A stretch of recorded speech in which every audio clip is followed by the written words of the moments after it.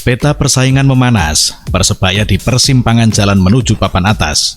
Kali ini kita langsung masuk ke lapangan, tapi kita lihat dulu peta perangnya.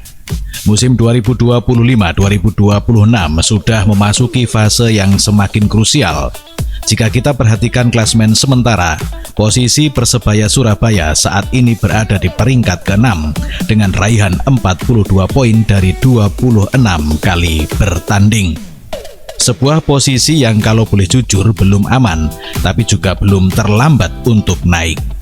Di atasnya ada Bayangkara FC dengan 44 poin, Malut United dengan 46 poin, sedangkan Persija Jakarta di posisi ketiga dengan raihan 52 poin. Dan di puncak dua tim yang mulai menjauh yaitu Persib Bandung dengan 61 poin dan Borneo FC dengan 57 poin. Artinya Persebaya saat ini berada di zona abu-abu, zona yang belum tentu aman dari kejaran bawah dan belum cukup dekat untuk nyaman mengejar posisi atas. Kalau kita lihat ke bawah, jaraknya tidak terlalu jauh. Persita Tangerang dengan 41 poin, PSIM Yogyakarta dengan 38 poin dan Dewa United 37 poin. Selisih satu pertandingan saja bisa langsung menggeser posisi, dan ini yang sering luput dari perhatian. Tim yang sedang fokus mengejar ke atas kadang lupa bahwa dari bawah ada yang siap-siap untuk menikung. Dan di kompetisi panjang seperti Liga 1 ini, konsistensi jauh lebih berbahaya daripada sekedar satu kemenangan besar. Kemudian sekarang kita bicara peluang. Persebaya hanya terpaut 2 poin dari Bayangkara FC dan 4 poin dari Malut United. Ini jarak yang masih sangat realistis untuk dikejar. Jika Persebaya mampu meraih kemenangan 1 hingga 2 laga penting ke depan, dan tim di atasnya terpeleset sedikit saja, maka posisi 4 besar, bahkan 3 besar, masih dalam jangkauan. Namun ada satu syarat utama, yaitu tidak boleh kehilangan momentum. Dan disinilah cerita mulai memanas. Persebaya akan segera menghadapi salah satu tim papan atas, yakni Persija Jakarta. Sebuah laga yang bukan hanya soal 3 poin, tapi juga soal harga diri dan pembuktian. Karena kalau kita tarik ke belakang, pada pertemuan pertama Persebaya harus mengakui keunggulan Persija dengan skor 1-3.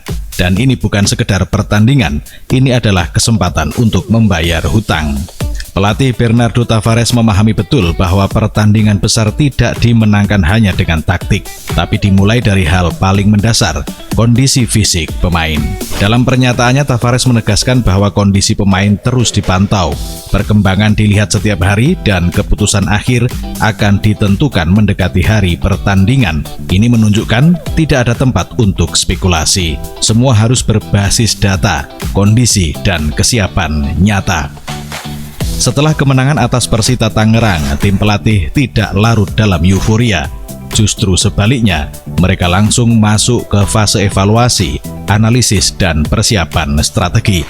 Karena mereka tahu melawan Persija Jakarta bukan sekedar bermain, tapi harus berpikir satu langkah lebih cepat. Tavares secara terbuka mengakui bahwa Persija adalah tim kuat, dan itu bukan sekedar basa-basi. Dengan posisi mereka di papan atas, serta kemenangan di pertemuan pertama, Persija memiliki kepercayaan diri, momentum, dan kualitas sekuat.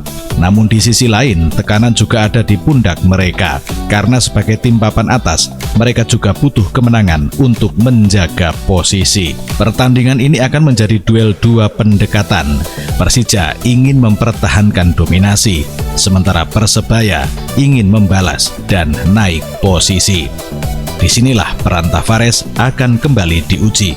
Apakah ia mampu mengatur tempo permainan, menentukan komposisi pemain yang tepat, dan membaca perubahan strategi lawan?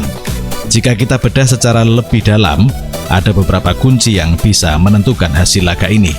Yang pertama, kebugaran pemain. Tanpa ini, taktik sebaik apapun akan runtuh. Kemudian, efektivitas serangan. Tidak perlu banyak peluang, tapi harus tepat sasaran. Kemudian, disiplin bertahan, menghindari kesalahan yang sama seperti pada pertemuan pertama. Dan yang keempat adalah mental tandang, karena bermain di Jakarta tidak pernah mudah. Tavares tidak berputar-putar, targetnya adalah datang untuk meraih kemenangan. Dan ini adalah target yang cukup jelas. Bukan bermain aman, bukan mencari hasil imbang, tapi benar-benar mengejar 3 poin. Dan ini sangat menarik. Karena pendekatan seperti ini menunjukkan bahwa Persebaya tidak datang sebagai underdog, tapi sebagai tim yang siap bertarung. Kalau Persebaya menang atas Persija, poin bertambah menjadi 45 poin. Jarak dengan Bayangkara bisa terpangkas atau bahkan terlewati.